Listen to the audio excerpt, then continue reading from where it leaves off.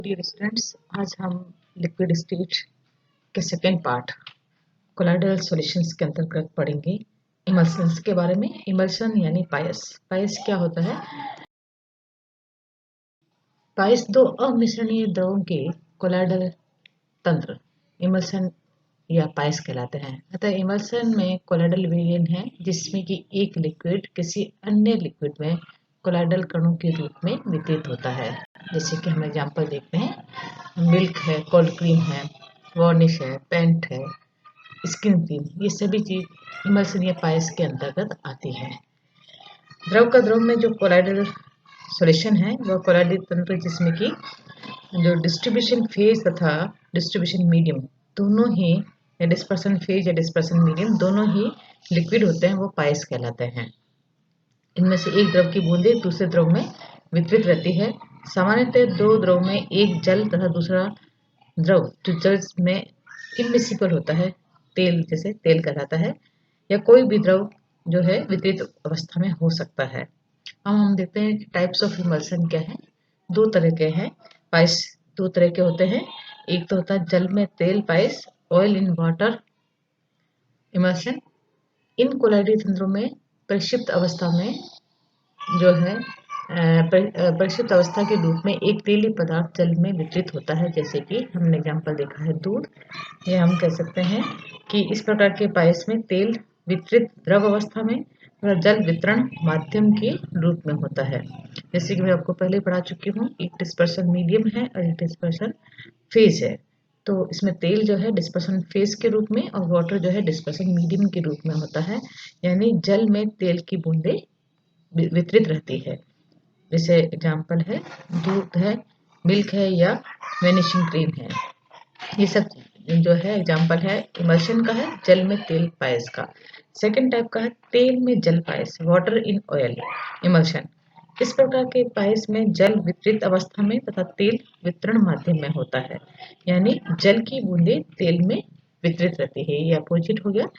For example जिस size का है ग्रीस है, मक्खन है, कोल्ड क्रीम है, आइसक्रीम है, ये सब चीज जो है एग्जाम्पल है तेल में जल के प्रकार के पायस। इसमें आप फिगर में आप देख रहे हैं, फर्स्ट जो है वो है कि जो जल में तेल पायस का है, दूसरा जो है तेल में जल पायस है। दोनों अवस्था में जो डिस्पर्सन मीडियम और डिस्पर्सन फेज दोनों का फर्क है, अपोजिट होते हैं। अब हम देखते हैं कि जो है detection of the type of emulsion, कि हम इसका जो इमल्शन विलयन में जो है जो डिटेक्शन कैसे करें, पहचान कैसे करें कि कौन सा पायस है ये। तो हम कुछ टेस्ट करके और ऑयल इन वाटर तथा water in oil in emulsion solutions को हम डिफ्रेंशिएशन कर सकते हैं। तो पहला है जो डिफ्रेंशिएशन का तरीका, वो फर्स्ट है डाइल्यूशन टेस्ट। डाइल्यूशन टेस्ट से हमें पता चल जाता है कि ये इमल्शन जिसमें जल मिलाकर किसी भी सीमा तक हम तनु करते हैं उसमें विलायक के रूप में जल उपस्थित होता है। अतः ये क्या है, जो है ऑयल इन वाटर इमल्शन होते हैं। परंतु जिन इमल्शन विलयनों को तेलीय द्रव द्वारा किसी भी सीमा तक डाइल्यूट किया जा सकता है वे वाटर इन इमल्शन होते हैं। तो यानी डाइल्यूट करके हमें पता कर सकते हैं कि जो है इमल्शन है वो ऑयल इन वाटर है या वाटर इन ऑयल है। यानी किसी पायस का वितरण माध्यम की कितनी भी मात्रा डाल दें और तनु कर सकते हैं। परंतु वितरित अवस्था जो फेज है, यानी जो है डिस्पर्सन फेज है, उससे तनु करने पर वह अलग सतह बना लेता है। इस प्रकार यदि पायस को वाटर डाल के तनु किया जा सके तो वह जल में तेल पायस होगा। इसके विपरीत यदि जल डाल के तनु करने पर वह पृथक सतह बना लेता है तो तेल में जल पायस होगा। इस तरह से हम पता कर लेते हैं कि डिफ्रेंशिएशन कर सकते हैं कि डाइल्यूशन से कि वो वाटर इन ऑयल है या ऑयल इन वाटर है। सेकेंड टेस्ट है जो है रंजक परीक्षण, या हम उसको कहते हैं डाई टेस्ट। इस परीक्षण में पायस में कोई ऐसा रंजक मिलाते हैं जो तेल में विलयशील हो। यदि ऐसा करने पर पायस कलर हो जाए, रंगीन हो जाए, इमल्शन का कलर चेंज हो जाए, कलर्ड हो जाए, तो वो तेल में जल इमल्शन होगा। यदि पायस रंगीन नहीं हो तो वह जल में क्या होगा, तेल इमल्शन होगा। यानी जो डाई होती है, हम देखते हैं कि उच्च अणुभार युक्त कार्बनिक पदार्थ होते हैं जो तेलीय द्रव में सरलता से घुलकर रंग दे देते हैं।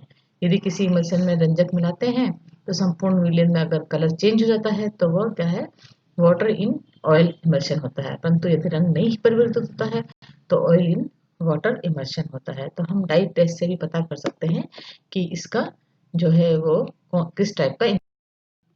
तीसरा है जो है वो शानता व विद्युत चालकता परीक्षण।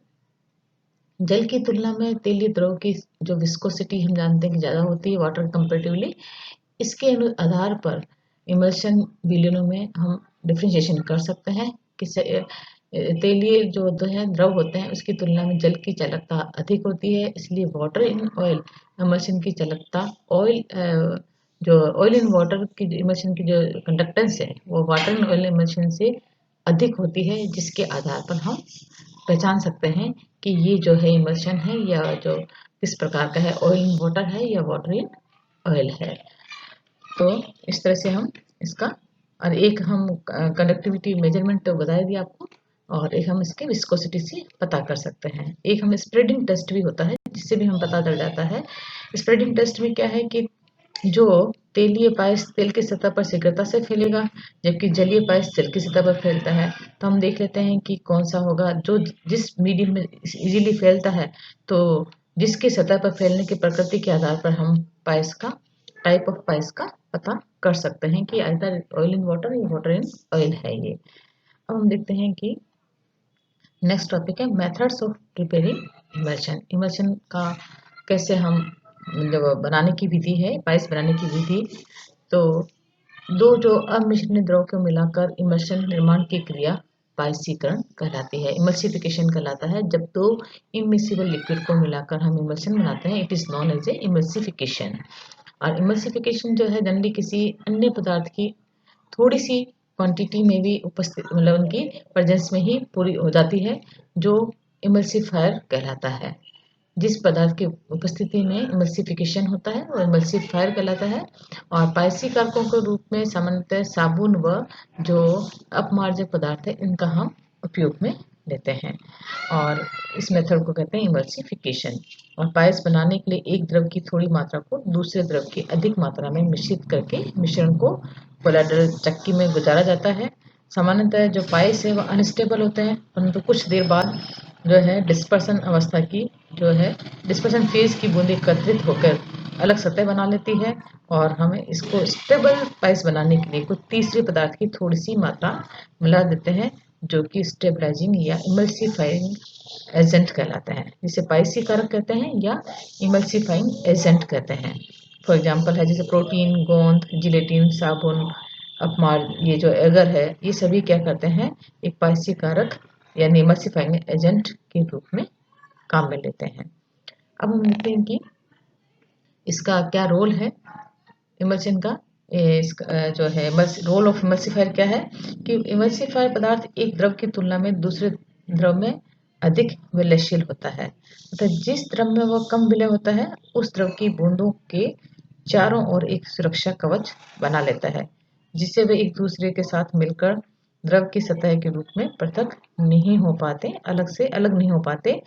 फॉर एग्जाम्पल जैसे उदासीन साबुन जैतून के तेल की तुलना में जल में अधिक सॉल्युबल होता है, इसलिए वह तेल की बूंदों के चारों ओर एक सुरक्षा कवच बना लेता है। और दूसरा जो है इसका पायसी कारक यानी इमल्सिफायर क्या काम करता है कि दोनों द्रव में तो ये अविलय होता है, लेकिन वह किसी एक द्रव द्वारा अधिक जो है मतलब वो रखता है, उसमें इसमें आर्द्र होता है, यानी उसमें जल्दी से उसमें मतलब वो होता है, नमी होती है उसमें। जैसे काजल के कण है, जल की तुलना में केरोसिन तेल में अधिक आर्द्र रहता है। जब काजल बनाते हैं तो हम जल्दी देखते हैं कि घी में बनाते हैं तो यह तेल केरोसिन तेल में ज़्यादा वो रहता है, मॉइस्चर रहता है। अतः इस तेल में जल पायस बनाने में पायसिक कारक के रूप में इसको उपयोग में लाते हैं, यानी ये इमल्सिफायर का जो रोल है ये काम रहता है इमल्सिफायर का। और अब हम देखते हैं प्रॉपर्टीज ऑफ द जो इमल्सन, पायस के गुण क्या है। जो पायस के प्रॉपर्टीज हम देखते हैं कि पायस जो है ब्रेकिंग ऑफ इमल्शन होता है, यानी इसको होता है या हम कहते हैं डी इमल्सिफिकेशन, विपायसीकरण होता है कि किसी पायस यानी इमल्शन को तोड़कर उसके दोनों द्रवों की सतह को प्रत्येक करने की क्रिया को डी इमल्सिफिकेशन कहते हैं। यानी जो इमल्सिफिकेशन है उसमें हम क्या करते हैं, उसके दोनों लिक्विड की जो लेयर्स है उसको अलग कर सकते हैं, तो उसको हम कहते हैं डी इमल्सिफिकेशन। ये पाइसीकरण की जस्ट अपोजिट रिएक्शन है। पाइस को गर्म करके ठंडा करने और उसका सेंट्रीफ्यूगेशन करने या हिलाकर पाइसीकरण हो जाता है, यानी इसका डी इमल्सिफिकेशन हो जाता है। जैसे हम घर में देखते हैं daily day to day life में, दही को अगर हम उसको मिक्सी में या मथनी में पीस कर मतलब उसको मथ देते हैं तो मक्खन जो मिलता है वो है, this is the best example of the D emulsification. मक्खन को जो दही से मक्खन को निकालना, it is a example of the D emulsification. तो इस तरह से हम इसका ये प्रॉपर्टीज ऑफ इमल्शन है। सेकंड जो है उसकी डाइल्यूशन है, कि डाइल्यूशन से हम किस तरह से इसको इसकी प्रॉपर्टीज इमल्सिफिकेशन की, कि पायस में जो है ये इमल्सन में वितरण माध्यम मिलाकर उसका तनुकरण किया जा सकता है, लेकिन वितरित अवस्था में मिश्रित करने पर उसकी पृथक सतह बन जाती है। इसके आधार पर पायस के प्रकार को हम ज्ञात कर सकते हैं, जिससे कि मैंने अभी आपको बताया था किस प्रकार उसका डाइल्यूशन से हम उसका जो है इसके जो डिस्ट्रीब्यूशन फेज है वो कौन सी है, यानी ऑयल इन वाटर है या वाटर इन ऑयल है, इसको हम पता कर सकते हैं। और इसमें ये था इसका सिंपल सारे एग्जांपल ऑफ द पाइसीकरण या इमल्शन के। ये this is the most important question कि इसमें आप describe the emulsification with the type of emulsification and इसके detection of the type of the emulsion or method of preparation of emulsion or role of emulsifier and properties of the emulsion। ये आपको इस तरह से पूरा इसको emulsion के बारे में बताना है and this is most important topic। now next topic जो है वो है colloidal solution of the liquid in solids gel। ये हम इसमें नेक्स्ट में पढ़ेंगे। उससे पहले मैं एक चीज़ और बात करना चाहूँगी आपसे कि ये है जो प्रॉपर्टीज है कोलाइडल सॉल्यूशन की वो रह गई थी, वो आप थोड़ा सा डिस्कस कर लेते हैं कि what is the properties of the colloidal solution. Colloidal solution जो है वो हेट्रोजीनियस करैक्टर के होते हैं, कि अगर वितरण माध्यम तथा वितरित अवस्था के कणों का आकार अलग अलग होता है, इसलिए दो अलग अलग फेजेस का हेट्रोजीनियस मिश्रण बनाता है। इसमें जो है डिस्पर्सन फेज और डिस्पर्सन जो वो क्या है इसका माध्यम मीडियम दोनों वितरित रहती है। इसमें जो इसके प्रॉपर्टी सेकंड प्रॉपर्टी है इसकी जो है फिल्ट्रेबिलिटी होती है, कि इसको हम छानना कोलाइडल सॉल्यूशन है जो कि मतलब फिल्टर कर सकते हैं, परंतु हम देखते हैं कि झिल्ली से पार नहीं हो पाते हैं। तीसरी इसकी कोलिगेटिव प्रॉपर्टीज है कि कोलाइडल विलयन में जो है अणुसंख्यक गुणों के केवल प्रासरण दाब ही मापन योग्य होता है। यदि विलयन कणों का आकार बड़ा हो तो विलय के कणों की संख्या कम होती है, इसलिए इनके अणुसंख्यक गुणों के मान भी कम होते हैं, क्योंकि colligative properties depend on the number of particle of the solute. क्योंकि इनके सॉल्यूट के कण कम होते हैं, बड़ा साइज होता है इस वजह से, इसलिए इनकी कोलिगेटिव प्रॉपर्टीज का मान भी कम होता है। चौथा इसका है कलर, कि सोल जो है जनरली कलर रंगीन होते हैं, एक सोल के भी कई रंग हो जाते हैं, क्योंकि सोल का रंग जो है वितरित अवस्था के कणों के प्रवस्था यानी जो है उसकी डिस्पर्सन फेस के कणों के आकार पर निर्भर करता है। जैसे एग्जाम्पल हम देखते हैं गोल्ड सोल में कण सूक्ष्म होते हैं, उसका रंग जो है लाल दिखाई देता है, परंतु जब कुछ कण बड़े हो जाते हैं तो उसका रंग नीला हो जाता है। तो this is the also property of the colloidal solution. Next is the optical properties या टिंडल इफेक्ट, कि जब हम किसी प्रकाश के पुंज को कोलाइडल बीम में से गुजारा जाता है तो सीधे कोण से देखने पर प्रकाश का माप कोण के रूप में चमकता हुआ दिखाई देता है। इसी ही कारण है कि कोलाइडल पार्टिकल का आकार कुछ बड़ा होता है, जो प्रकाश ऊर्जा को अवशोषण करके उसे सभी दिशाओं में उसको क्या कहता है प्रकिरणित कर देता है, जिससे हमें वो कलर दिखाई देता है। कोलाइडल कणों द्वारा प्रकाश के इस प्रकीर्णन का अध्ययन सबसे पहले टिंडल नामक वैज्ञानिक ने किया था, इसलिए इस प्रभाव को टिंडल प्रभाव भी कहते हैं। प्रकीर्णित प्रकाश का चमकीला भाग एक कोन के रूप में दिखाई देता है, इसलिए टिंडल कोन कहते हैं। वास्तविक विलयन कणों का आकार अत्यंत सूक्ष्म होता है, अतः ये प्रकाश का जो प्रकीर्णन नहीं करते हैं, केवल टिंडल प्रभाव में वे प्रदर्शित नहीं करते हैं। इस प्रकार इस गुण का उपयोग वास्तविक तथा कोलाइडल विलयन को डिफ्रेंशिएशन में कर सकते हैं। जो रियल सॉल्यूशन होते हैं उनका साइज बहुत छोटे होने के कारण ये जो लाइट का प्रकीर्णन भी नहीं करते, इसलिए टिंडल इफेक्ट को शो नहीं करते हैं। अंधेरे में अगर हम रोशनदान या छोटे छिद्र में सूर्य के प्रकाश को गुजारते हैं तो प्रकाश का पथ को पूरा जो है एक दिखाई देता है, स्तंभ के रूप में दिखाई देता है, जिसमें धूल मिट्टी कण गतिशील अवस्था में दिखाई देते हैं। और इसमें काइनेटिक प्रॉपर्टीज भी होती है जिसे हम ब्राउनियन मोमेंट कहते हैं। सन 1827 में रॉबर्ट ब्राउन ने ये देखा कि जो जो परागकणों को जल में डालकर शोषणदर्शी में देखा जा सकता है, तो इधर उधर वह एक अनिश्चित पथ पर गति करते हैं। कुछ समय बाद कोलाइडल विलयनों को जो है माइक्रोस्कोप से देखा गया तो दिखा कोलाइडल कण जो परागकणों की भांति इधर उधर एक अनिश्चित पथ पर गति करते हैं।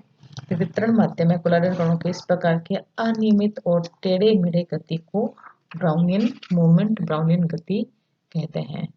और इसमें एक इलेक्ट्रिकल प्रॉपर्टीज भी होती है जिसको कि हम इलेक्ट्रोफोरेसिस के नाम से जानते हैं।